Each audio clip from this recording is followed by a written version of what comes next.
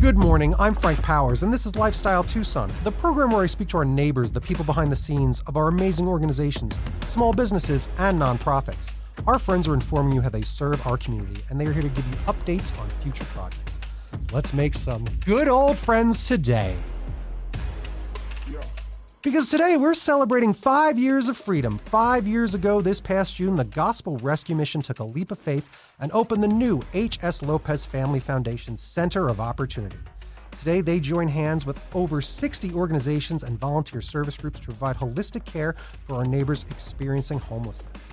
As they reflect on these transformative years, we celebrate the stories of all those who they've served. And today, I'm fortunate enough to speak with Lisa Chastain, CEO of Gospel Rescue Mission. Lisa, welcome back to Lifestyle Tucson. Thank you, my friend. Great to be here. It's the best. And bringing her friend again back to Lifestyle Tucson, Bruce Bikeman, Director of Public Relations of Gospel Rescue Mission. Bruce, welcome back. It is a pleasure to be here today. As always, please give me a quick synopsis of what the Gospel Rescue Mission does and, tell these people why you're some of the best people in town.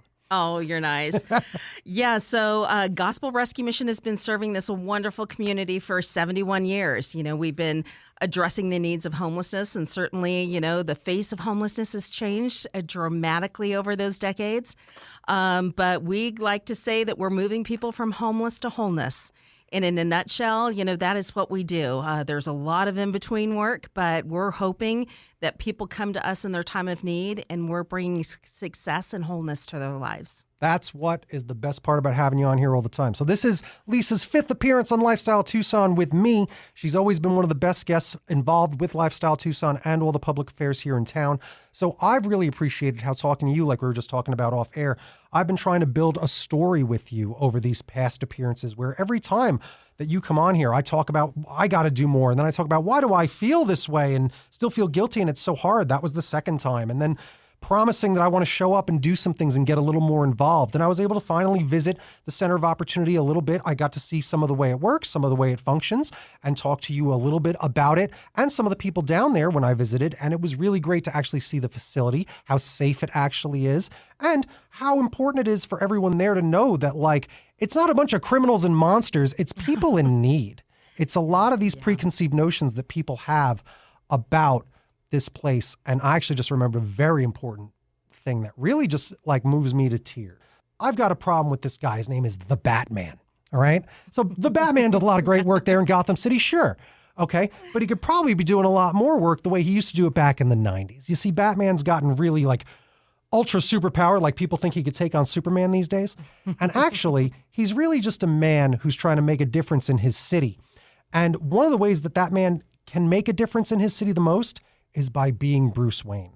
So I was watching an episode of Batman the Animated Series, and there's an episode all about homelessness, and I remember it growing up, how Batman, Bruce Wayne, is outside the rescue mission. And it says it's the rescue mission, okay? And he helps someone. He gives them $1, because all he wants to do is help, and he gives a homeless person $1, gives another $1, and then more, and they all go around him, and the hands keep coming out, and he just solemnly drops his head. And I just remember crying.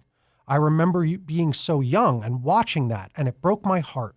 And seeing how hard it is for Bruce Wayne to be able to help, because it doesn't matter how much money we keep giving, right? We got to actually get out there and get our hands dirty, right? And help people more physically, like with the Center of Opportunity. Yeah. And it's not just a handout to an individual helps them, because it doesn't. It doesn't. That $1 to them on a corner is not going to be the thing they really need. They need your help. They need the help of healthy minds, healthy living, a chance to break the cycle, a chance to see that there's a community around that supports them. And that's why this stuff, to me, is so important. And and the fact that I happened to be watching that episode, and then it was right after you were just on, I'm like, what are the odds that I happen to see this thing that broke my heart when I was 10 and I cried, and here I am at 40, none of your business, crying again. Okay. And it really meant something. I want to tell you about that episode of Batman. Oh, wow, Frank. I'll have to go and find that. Maybe you can send me the I will link. Send it to I would you. love to see it. But, thank you, Frank, for being willing to be vulnerable, and asking me the questions that most people think and don't ever have the chance to ask.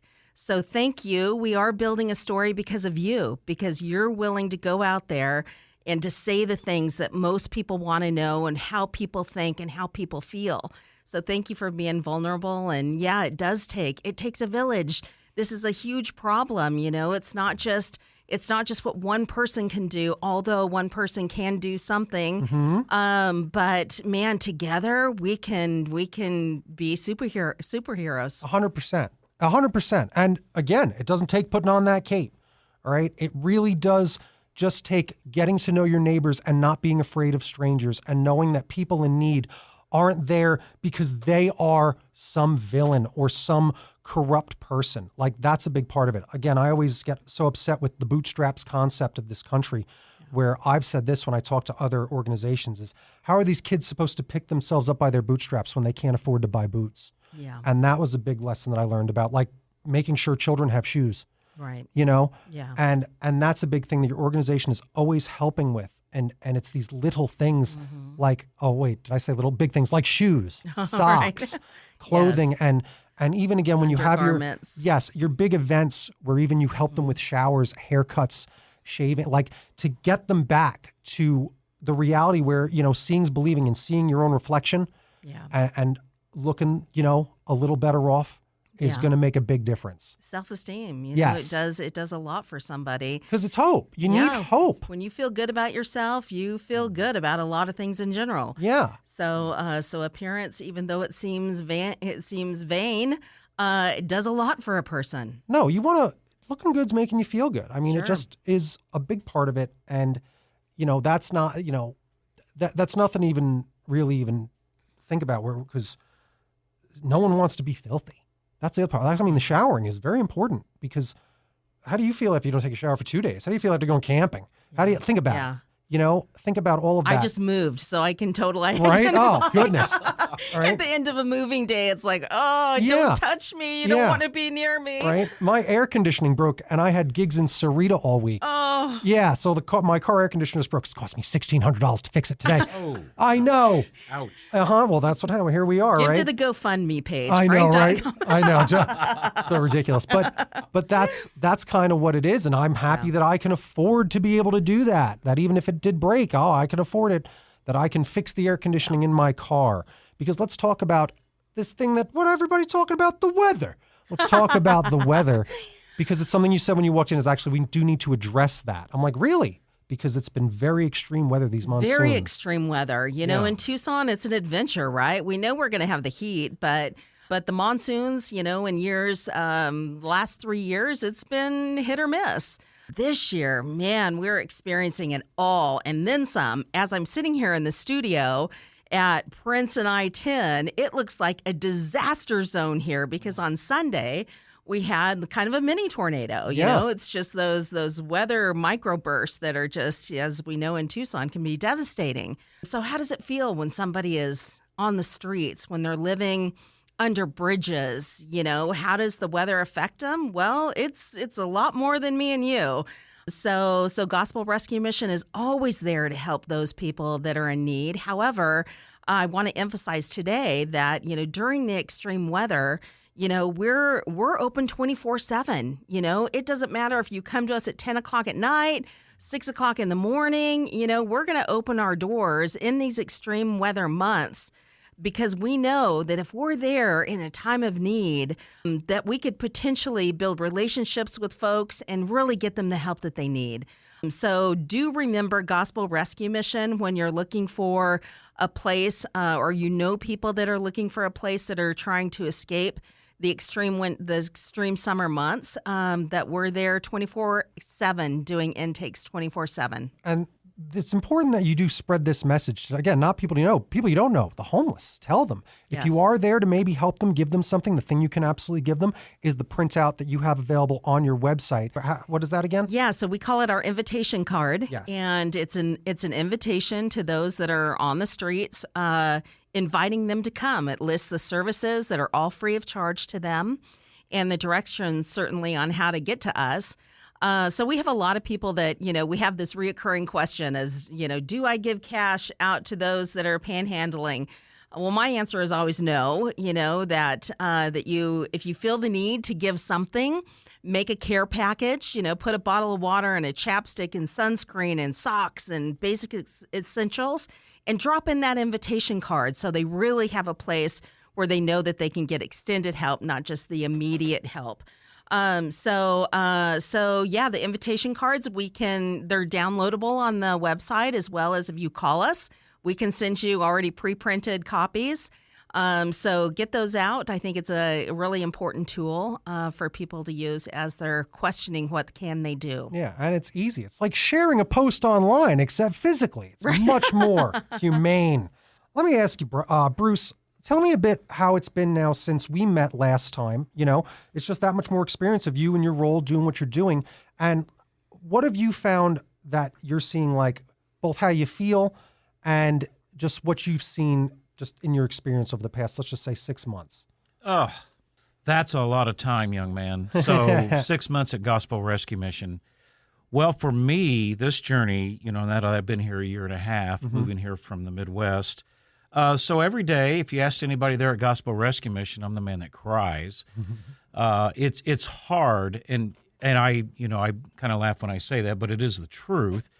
It's hard. You can't just walk into this place and not be moved emotionally, right? I'm not in programs. I don't get involved with the guests on a daily basis, but you do get to know them because I'm walking through there all the time. I'm paying more attention to what's going on the outside, more so than the inside. But you get to know these people on a personal basis sometimes. They come up to you, hey, Bruce, you're doing a VIP tour, and so they know that you're bringing people through and telling them about, the story of everything that we do here and everything that goes on. We're not just a shelter. We do so much more than provide the bed and the food and the showers, right? The necessities. But it goes way beyond that. It's the programs. You've heard Lisa say many times, right? We take people from homeless to wholeness, right? Creating total transformation in their lives. And, there's so much more that we're getting into, but I'll leave that for her to get into. But at the end of the day, to have somebody come up to you right in the middle of the tour, regardless of who it is, even if it's a businessman or whoever in the community or another service provider or one of our partners, without fail, 2 or 3 guests will come up, Bruce, hey, I just got that job. Bruce, I've now entered the transformation stage. That's at the end of the recovery program. And they're crying, and they're giving you a hug. Okay, here I go. I'm going to cry. So now you're hugging, and you got this people that you're doing a tour with, and they're like, what's going on right now? I'm like, this is every day. This is every day. I get to hear stories of people's lives being transformed right before my very eyes. Yeah, and see the actions, not even just hear stories. You're seeing the action. It's the most amazing thing I've ever been a part of in my entire life. Well, that's awesome. And I got a few years on me, so I've seen a lot of life. Yeah. And it's life-changing. That's awesome. Like, I love it. Look, his eyes are getting teary-eyed right now. You can see it. I love it. I was going to say, you already got a guy that cries every day, so that position's been filled. Okay, I won't apply yet. Yeah, we filled that one. Yeah. Next. It's so fun. But, this is the thing, and amazing I could say it's so fun, right? See how here we are getting together in a room talking about how much we're just trying to help people, and I'm like, how fun it is. Like, it is fun. It's got to be fun. Yes, because what's more fun than seeing someone graduate? That's what you're watching of all ages. It's a graduation. It's seeing someone grow. Seeing someone get a new job is a big, big deal, and not just a job, but perhaps a career and a life-changing moment. Right. And it's more than just, you kind of alluded to it when you started with Lisa. It's not just the down and out, the people who have just totally, we've had people in it, we've had judges. We've had people that have owned millions of dollars worth of real estate that's spiraled out of control. There's everything. There's everybody with every kind of background there, right? None of us are totally, anybody could find themselves in that position, right? With just, what is it you shared today with the leadership team? Yeah, there's a new statistic out that 59% of Americans are one paycheck away from being homeless. The amount of what everything costs these days, that's gone up exponentially since the pandemic. Absolutely. And we were living paycheck to paycheck before that. Right. And And now it's it's like, extreme, right? there's no $5 footlongs There's- anymore. Right. All that stuff is Yeah. gone. Yeah. So people talk about housing, but every rent, whether you just rent apartments, housing, your cars, gas, Ridiculous. Yeah. just groceries. It's not even like we have to look into a time capsule. You can see the memes of like, here's a drive-through menu from just 2020. Did you see that viral social media of the guy that ordered his Walmart shopping cart from 2022 and reordered it as of today? Really? So in 2022, it was, I don't know, I want to say $120, and he reordered it. It was over $400. The Look at that. exact same cart. Mind So boggling. It is. And we've always lived in a society of like the idea of people nickel and dime you. Yeah. But everyone can't nickel and dime you. And that's what's happening. It's every industry has said, hey, we all just went through this big thing. So wood now costs this much. Like Right. we're just wood for a while Yep. was out of control. And I know some of this is supply chain, right? That supply chain is not broken anymore. So why is this happening? right. Why are we still suffering because of it? It's brutal greed And at the all top. the service fees. Yes. Oh my gosh. We could spend an hour talking about service fees and, restaurants. If you're ever, even have the opportunity to go to a restaurant, all the new service fees they've added to the bills are just ridiculous. Yes. So listen to all of us talking about that. That is your friends, neighbors, and probably most likely your kids and grandkids that are struggling because we're not getting the opportunities at this age, at these young ages, to go after these career goals, to go after these house goals, these family goals. Things have gotten very unbalanced, and monetarily things have gotten unbalanced. So how is it that people are going to keep themselves from homelessness when they are over just one check away? I mean, I know too many people in my own life, and Yeah, I've seen it, absolutely. unfortunately, in my own life. So, and not even talking about those that are elderly and on a fixed income. Right. Now they can't even, that fixed income can't even afford anything. Yeah. And much less housing. I mean, how are they going to pay for groceries, et cetera? So we've seen an increase, in the populations that are just, that are priced out of their rent, that are, struggling because they lost their job. They've gotten divorced. We just had a lady you're going to hear in our August story talk about, that her husband was the breadwinner. And he came home one day and said, we're getting a divorce, and left her. She has 5 kids and she's pregnant with her 6th. Oh my God. And ended up at our front door and got the help. She got a new job. She got the help she needed. She got the housing she needed. But man, I mean, people are just being impacted because of, not something that we would say are just, those that are panhandling on the streets and that are, addicted and mentally ill. Certainly that's the majority of people we serve, but we are seeing an increase of those that are just struggling, because of the economy. Yeah. No, what a wild situation that we are in. And again, it is why, like, let's take a breath and swing things back to a bit positive, because that's why we're here. And that's why organizations like yours exist, because things being on the brink the way they are, hey, at least when people are somewhere, you're the parachute. They're not falling out of the sky. Like, you're the parachute that's going to help a lot of people if they are in this situation. And for a lot of people, it's a temporary situation. And that's the other thing that we have to realize and acknowledge, is that you're doing the work. It's temporary. It's a pause. Yeah. People can have these trials and tribulations. And by the way, that's what life is. Life Right. is trial and tribulation. And money can solve a lot, but it doesn't solve everything. Certainly not. And not mental health, and certainly not addiction. The idea of getting community and having a place to go where these people, there's no monetary boundaries. And I talk to a lot of organizations. That's a big part of it. Making sure we take down the monetary walls so every kid gets a backpack. So right. everyone can go and check out your programs or visit or get involved, get an education, get themselves back on their feet and be just a good, diligent American that has a job like everyone. That's what we all need, apparently. We all got to work, right? So that's a big part of it. And you got to be able to take care of yourselves. Yeah, and you said it, Frank. It's community. Yes. So we're trying to restore community into people's lives, certainly with practical, helps.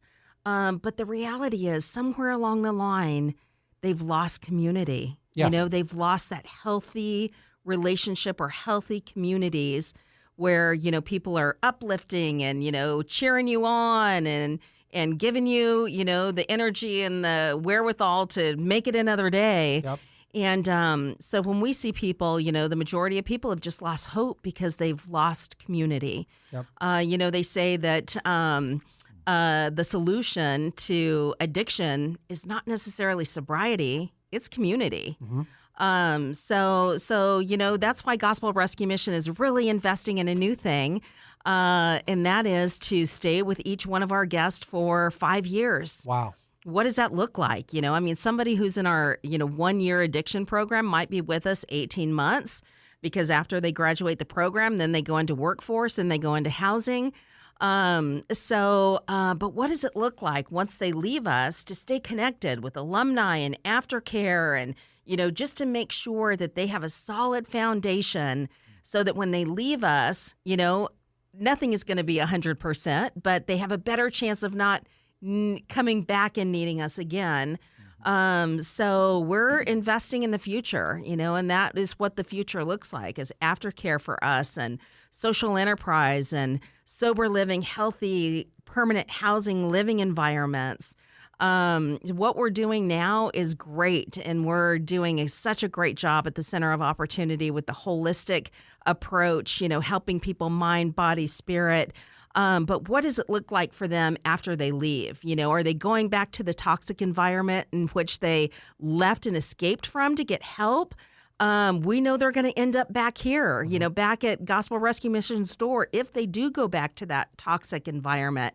So what if we just continue to be their cheerleader and help them with practical resources for a 5-year period? So we're doing, of course, data collection on that and seeing if people are better off, than what we're doing right now. And I believe when we have this conversation a couple of years down the road, I'm going to look you across the table and say, yeah, it's been remarkable. So that's to come. You got a little bit of a preview sneak of what we're embarking on, but that's really what we're putting our next efforts into. That makes my day to hear because, again, I interview a lot of great organizations, and a lot of them are, here we are, and this is what we do, and that's what they do, right? And that's this. For you, it's always been, here's what we are, and here's what we're doing next, and we're growing. Again, the Center of Opportunity being 5 years. That means 5 years ago, this place did not exist. Right. What would happen? Because the homeless problem has grown so much just exponentially in 5 years. Yes. You can see it just on the corners, just the amount of people here in Tucson. How can people fail if they have help for 5 years like that? Yeah, and what I ask myself every day, it's just like, number one, are we doing everything we can do? Are we doing it to the best of our ability, doing what we can do? And what can we do that we're not doing?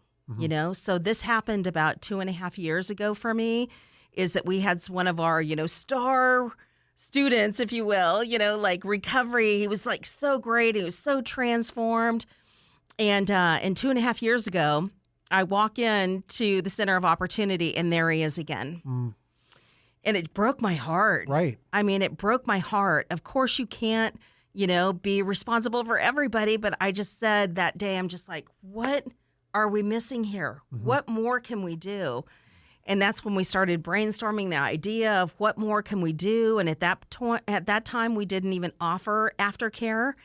And I'm like, this has got to be the direction that we move into.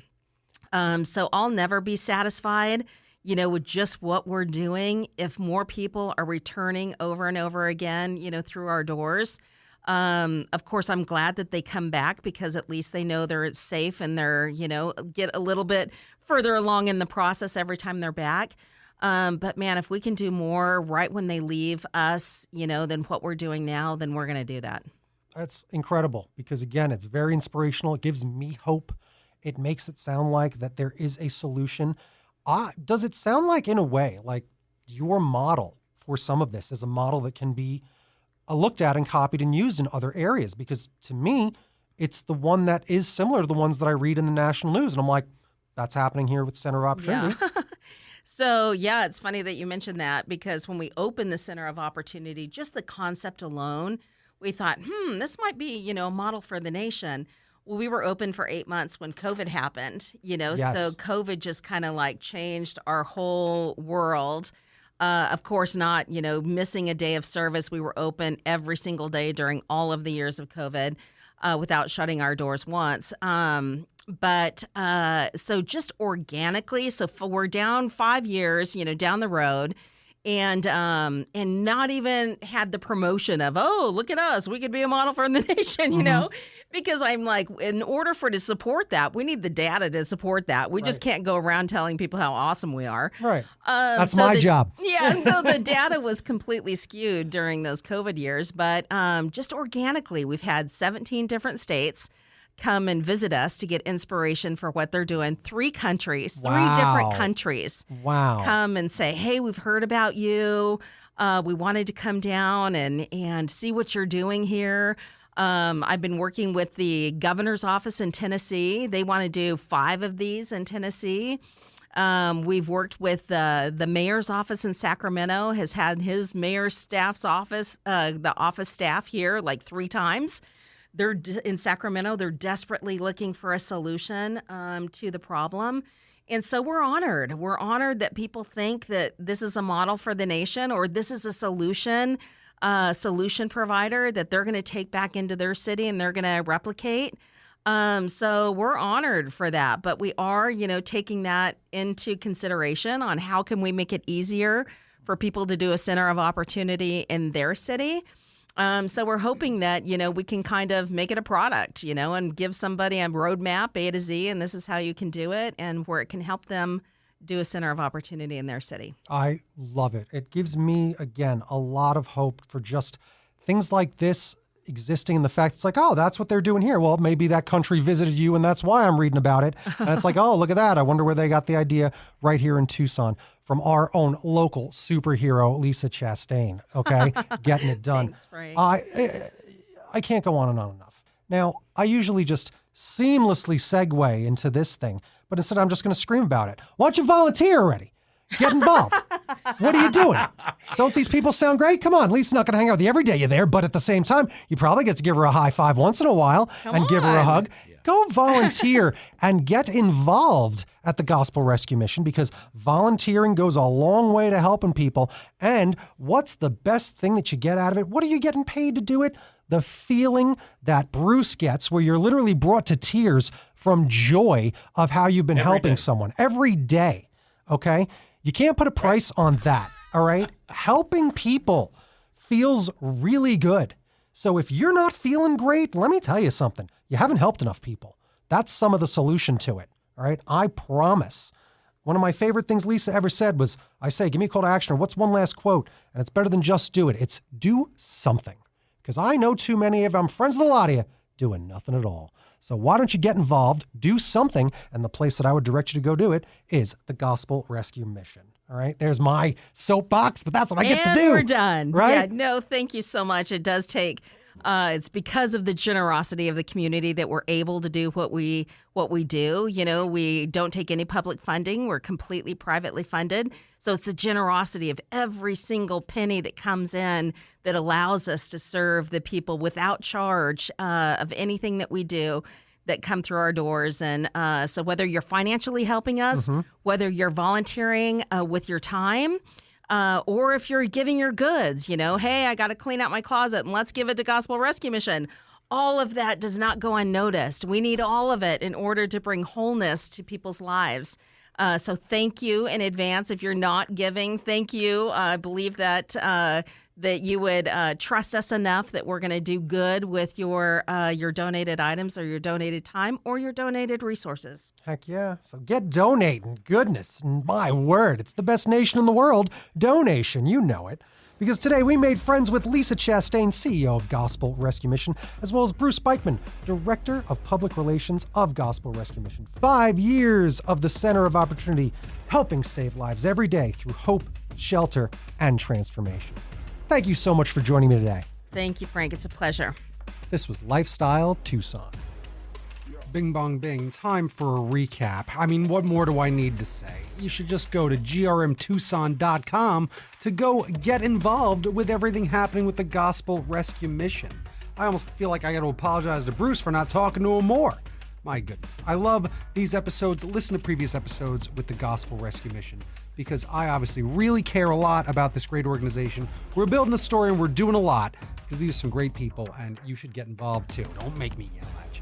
And one more thing, that episode of Batman the Animated Series that brings me to tears, it's called The Forgotten. When Bruce Wayne gets a bonk on the head when he was undercover as a homeless man, so then he wakes up with amnesia thinking he's homeless. It was excellent.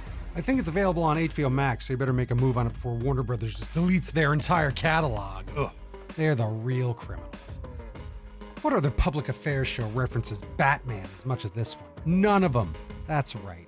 So thanks for hanging out, and I want to thank our old friends at Gospel Rescue Mission for joining me today. You've been listening to Lifestyle Tucson. If you're a nonprofit that would like to be on the show, email lifestyletucson@gmail.com. For more information about this program or to listen to something you may have missed, go to the Sunday Mornings page on klpx.com, kfma.com, mixfm.com, or espntucson.com. You can also subscribe on iTunes, Spotify, and Audible, or wherever fine podcasts care about the homeless. How about that? You don't even have to come up with something clever. Follow on Facebook, YouTube, and Instagram at Lifestyle Tucson, because I'm your BFF, your best Frank forever, Frank Powers. Toot toot Tucson. I love you the most.